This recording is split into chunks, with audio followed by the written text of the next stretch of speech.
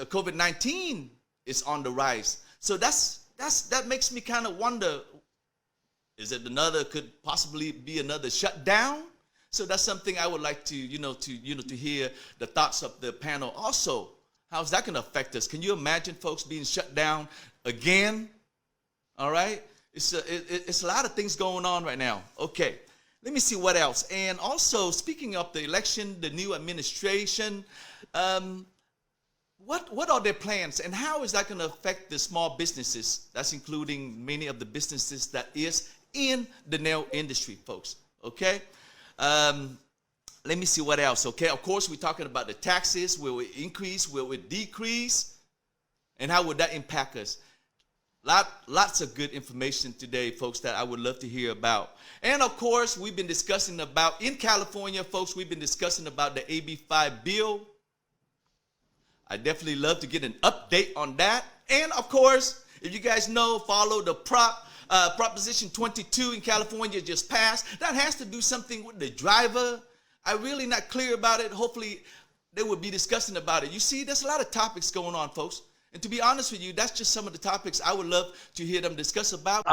Tonight's show, very, how would I put this? It's very insightful as to what is the ramification, or what are the ramifications of the most recent elections on the nail industry. And I know a lot of folks probably think, well, it's a presidential election. What impact could it have? Well, it may or may not, but I think we want to take a more methodical approach, seeing from the federal level to the state level, and then even down to the county level, because that's really where it matters. And I want our viewers to understand that you calling President-elect Biden or President Trump to say, hey, I want you to open the nail salons, probably not going to happen, right? But you calling your local elected officials, your county officials, that probably have more of an impact. But kind of want to go through that process and seeing, how does that impact us? So the first caveat I want to put out there, right, tonight and on this show, we don't get into the politics. You can be red, you can be blue, you can be Republican, you can be Democrat, you can be black with Black Lives Matter. I really don't care, right? It's not because I don't care about you, but in terms of the issues that we talk about, right, these are nail-related issues. And we all have to follow the same rules, whether you're a red or a blue constituent, right? We got to follow the same rules. So really, what is the impact upon the nail industry as a whole, looking at the practical business perspective, the operational perspective, and then what do the nail technicians go through, right? That's what we're looking for, and I want to make sure that our viewers who are watching live, what does Kelvin do? Write your comment below. We want to see what you want. What are your thoughts? What's on your mind when you're hearing things? Tell us, right? But this is your opportunity to be heard. So with that said, let me dive right into it. The impact of the elections on the nail industry. First, Jamie, I know it's only been, a little over a couple of days since they called the presidential election. Again, I don't care, black, blue, red, green, whoever people are. Have you seen an impact on your nail salons now that the presidential elections at least have been called by certain networks? What I've seen is that with the transition that we anticipate will happen, that we've already seen some movement around a new coronavirus task force, and that's the issue that most impacts the nail business right now, is the ability to overcome the pandemic so that we can function and not worry about being shut down again. I think that's the biggest concern of my clients, and it's the biggest concern that I have personally. Right, and then I know our in-house chemist, scientist, TV, he's been following all the data, breaks it down for us. Quite honestly, I get lost in all his data. I just say, tell me, and Tom, am I in trouble or am I not in trouble, right? So, and Tom, what you've seen lately with the data, the reporting, are we in trouble or am I in trouble? Oh, I think nobody in trouble. It's a good news, right? Good. Yeah. It's a pleasure to come back. Thank you for inviting me, Kevin, and thank you for your welcoming me back. I hope I would not let anybody upset. Okay, so Mike, you said a keyword right there. We want to be neutral and just focus about our industry now, right? And then you also say another keyword right there. We play by rule, right? So rule it is. So according to the official, yeah, we don't have the new president announced from the official. So whatever we do today, I think the best is anticipate in what may have changed and impact into our new business if Biden wins and take over the office. Okay, all of our saying today will be making the assumption proactively prepare for the change. Right. I mean, I think that's what we're all looking at is, there are assumptions that, President-elect Biden is going to take office. I've read and heard about his new coronavirus task force, and I think he had a speech last night or night before that, emphasizing the use of masks, right? So I don't believe the federal government has the authority to mandate a nationwide mask usage. And some people can debate me on that, but what we do know is that here at the counties and the state levels, we do have locations that do require masks. So if you're in one of those states or counties that does require masks, right, don't look to the federal government saying, well, my federal government hasn't imposed that yet, right? You still have other requirements at the state and county level that may impose mask wearing. But I know that we've seen some of the numbers go up. It's just in the wrong direction. And I don't want to belabor a lot of the stuff that we've covered the last 6-9 months on this.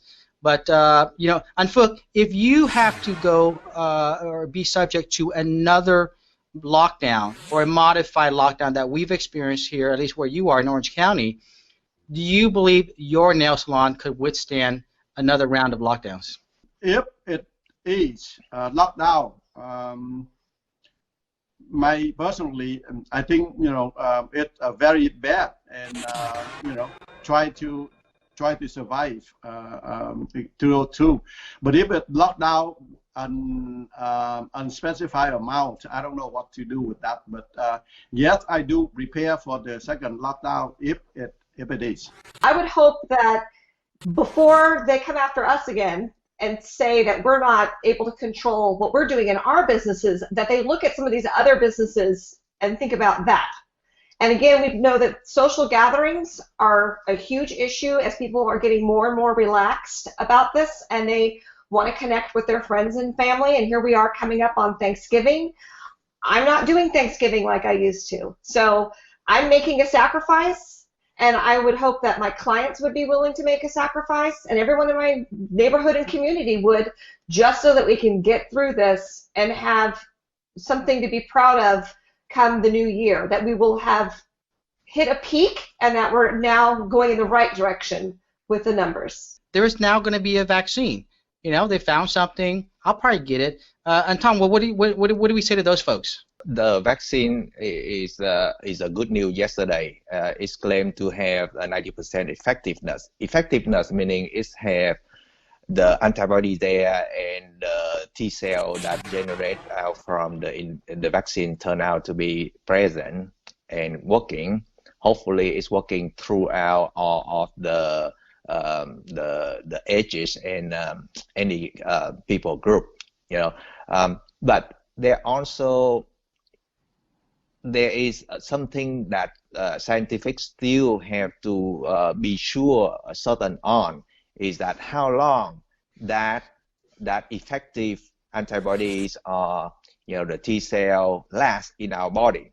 Some early studies saying that it may last 2 weeks, 3 weeks, something like that, and we don't really know how long it will last. So it will be we have to inject, like this one, we have to inject 2 times, right?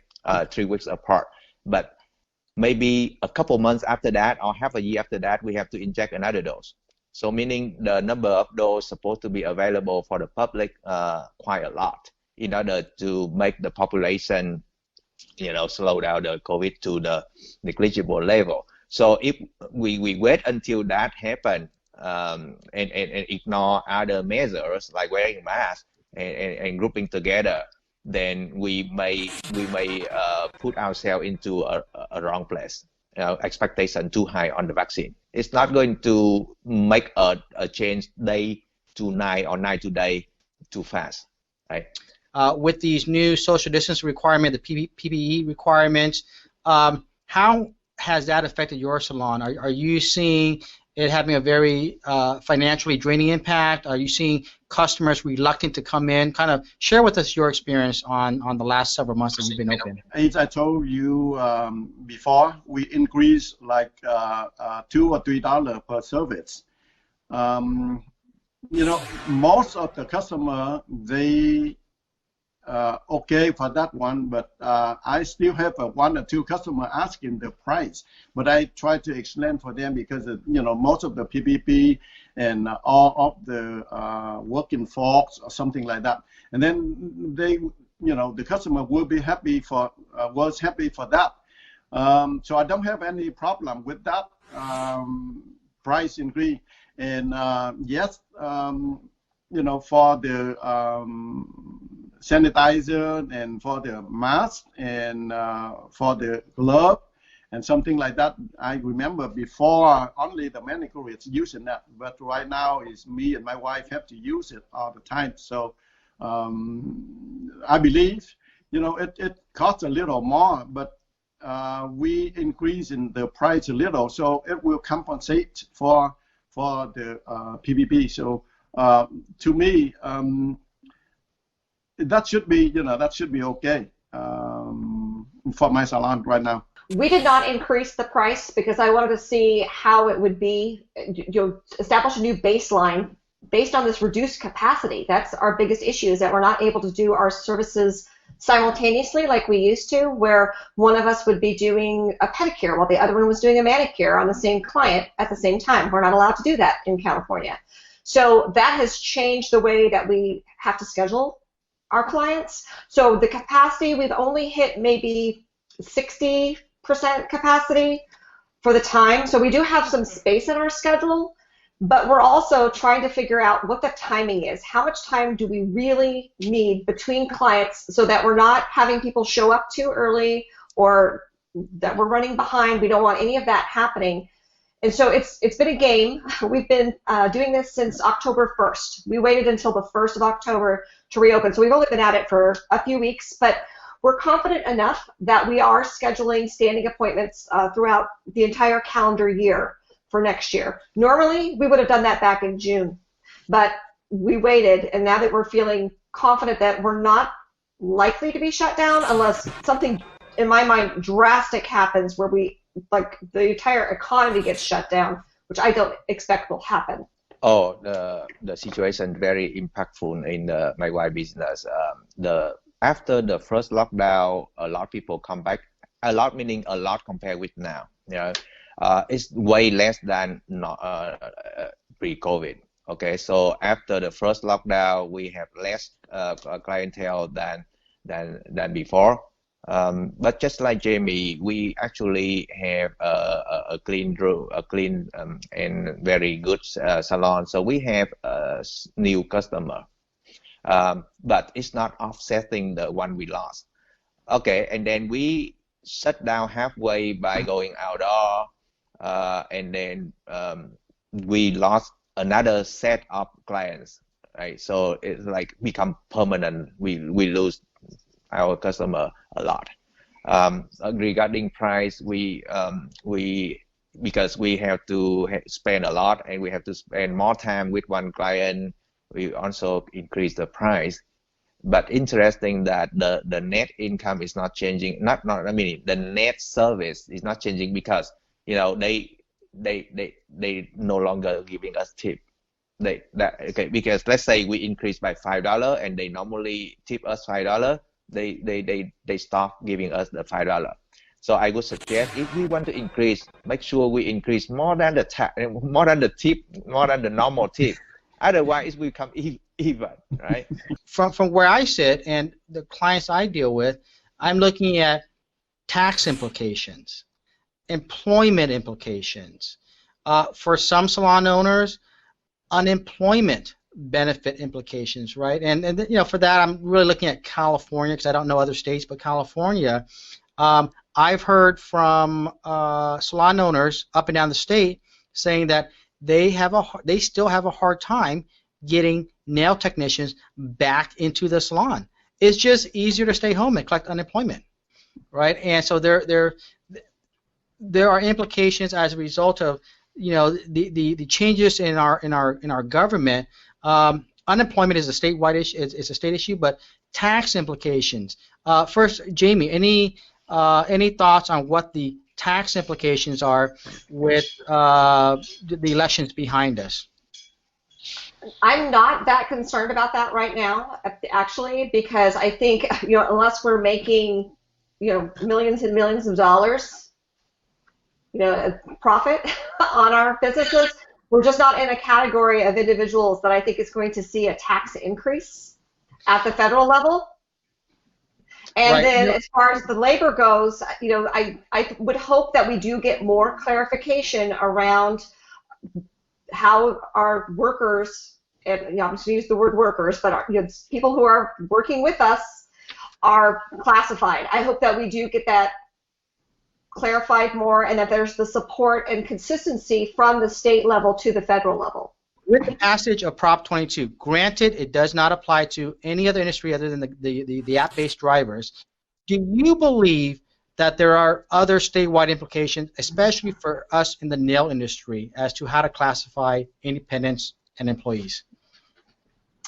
You're right, it doesn't impact us directly, but what it does do is draw attention to how precarious our exemption from AB5 is as licensed manicurists, because where we're exempted, along with licensed cosmetologists, barbers, estheticians, electrologists, we're going to get left behind. We're going to be second-class citizens if we don't get a law passed that will allow us to continue to be exempt from AB5, along with all those other license types. Now, interestingly enough, of course, we don't need that here in California because the state legislature is so dominated by Democrats. They don't even need the Republicans to vote for the bills in order for the bills to pass. But it would be nice to bring the industry together, because we are a diverse industry with lots of different political viewpoints, and say, you know what, this is what's best for the industry. And if we can convince legislators on both sides of the aisle that we agree,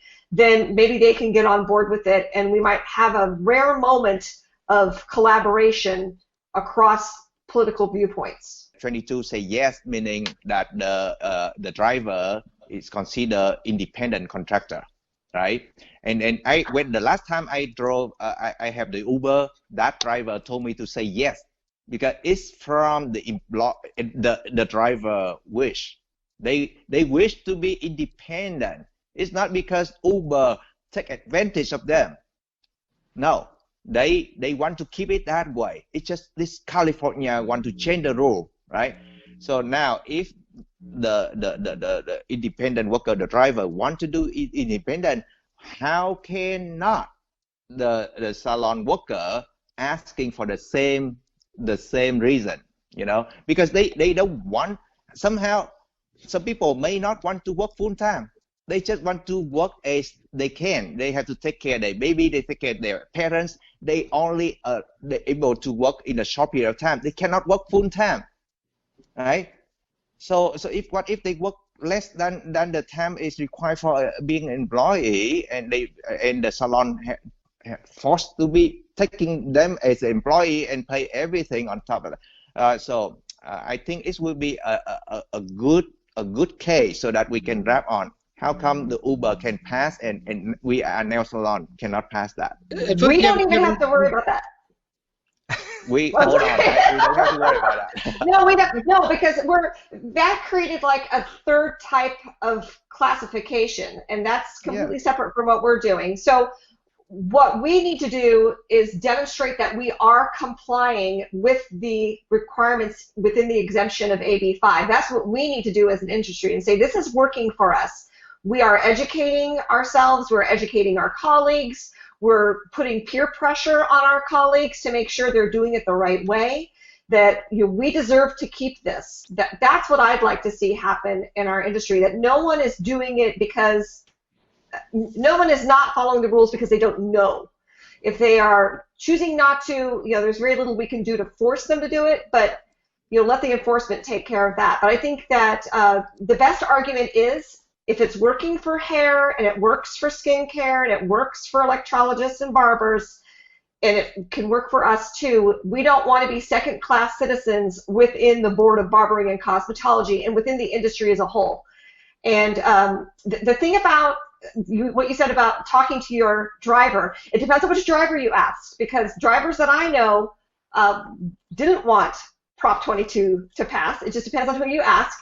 And the issue is that what's in that bill that some people did not realize until later was that bill cannot be overridden by the legislature without a 7/8 vote. 7/8 of all.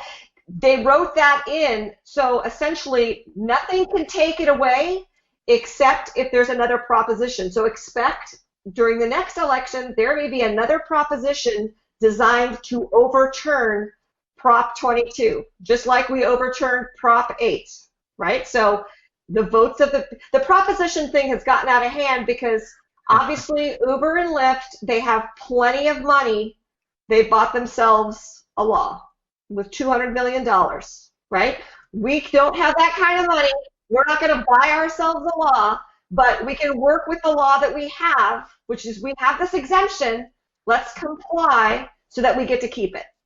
Thank you so much, like always, folks, and have a wonderful evening. Peace out.